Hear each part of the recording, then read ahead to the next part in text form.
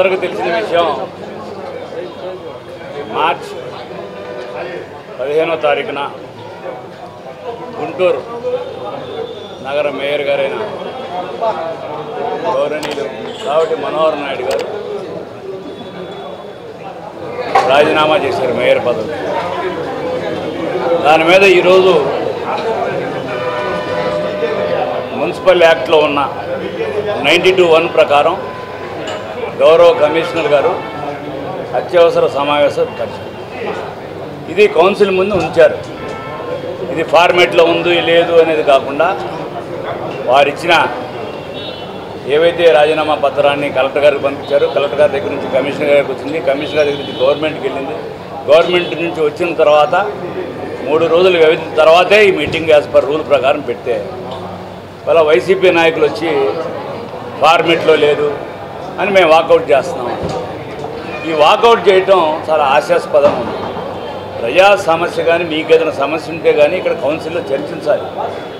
మీ నాయకుల్లాగా మీరు కూడా వాకౌట్ చేస్తాం, మేము సభకు రాము, హాస్యాస్పదంగా మాటలు మాట్లాడుతుంటే అది కరెక్ట్ కాదు.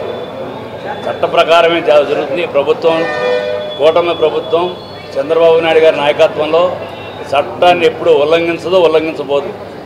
చట్ట ప్రకారమే ఈ యొక్క మీటింగ్ జరిగింది. చట్టంలో ఉన్నప్పుడు మీరు వాకౌట్ చేయకుండా మాట్లాడితే అంశాలు ప్రజలకు తెలిసేవి.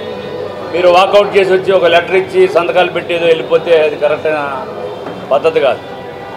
దీన్ని మేము ఖండిస్తున్నాం. తప్పకుండా అట్లాగే మేయర్ యొక్క రాజీనామాని కౌన్సిల్ కూడా అందరూ ఏకగ్రీవంగా ఆమోదించిన విషయం మనందరం కూడా ఇప్పుడు లైవ్లో చూసాం. దాన్ని మేము కూడా సమర్థిస్తున్నాం. ధన్యవాదాలు. Thank you all.